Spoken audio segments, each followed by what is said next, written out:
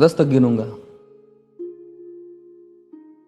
राम लिखते ही, पढ़ते ही, सुनते ही, देखते ही या दिखते ही मन में जो पहला विचार आता है उसे बांध कर रखिए। पूछूंगा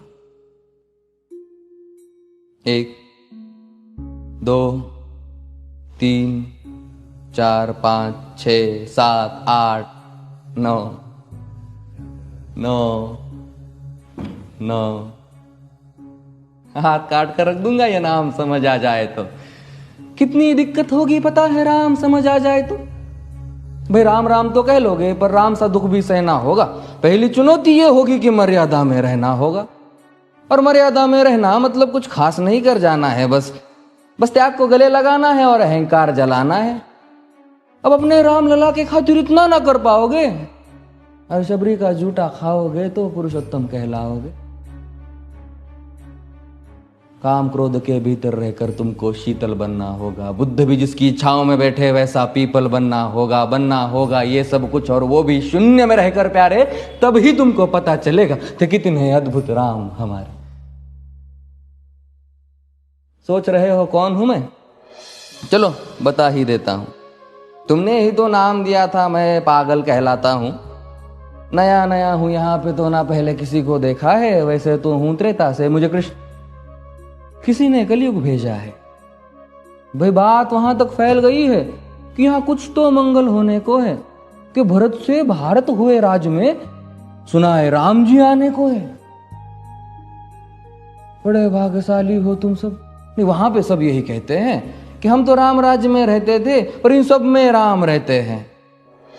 यानी तुम सब में राम का अंश छुपा है। नहीं मतलब वो तुम में आते हैं रहने। सच है या फिर गलत खबर? अगर सच्ची है तो क्या कहने। तो सबको राम पता ही होगा, घर के बड़ों ने बताया होगा। तो बताओ फिर कि क्या है राम। बताओ फिर कि क्या है राम। बताओ। अरे पता है तुमको क्या है राम?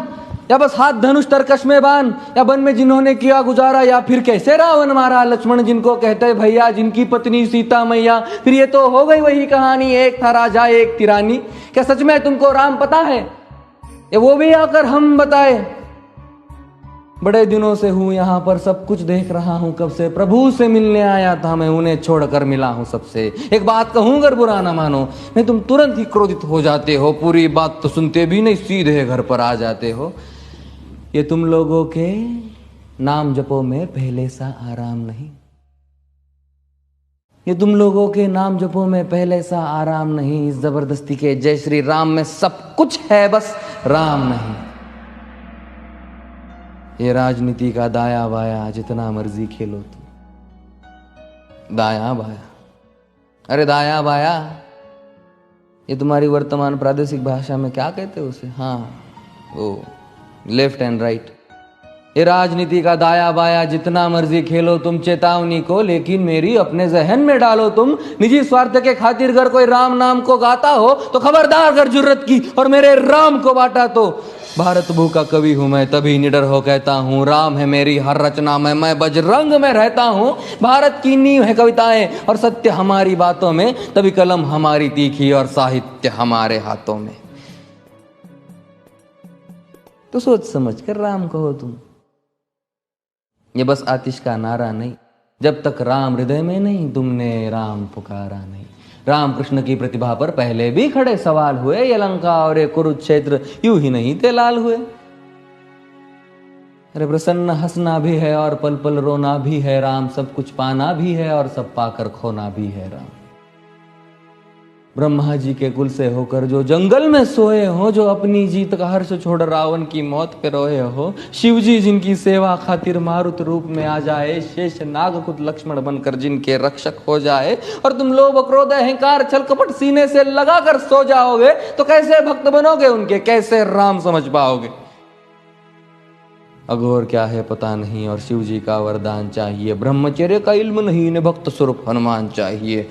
भगवा क्या है पता, लहराना सबको होता है पर भगवा क्या है वो जाने जो भगवा ओढ़ के सोता है। राम से मिलना, राम से मिलना, राम से मिलना है ना तुमको? निश्चित मंदिर जाना होगा पर उससे पहले भीतर जा संग अपने राम को लाना होगा। जय सिया राम। और हाँ, अवधपुरी का उत्सव है, कोई कसर नहीं, सब खूब मनाना। मेरे प्रभु है आने वाले, रथ को उनके खूब सजाना। वो द्वापर में कोई राह तक है, मुझे उनको लेने जाना है। चलिए तो फिर मिलते हैं, हमें भी अयोध्या आना है। जय सिया राम। फिर से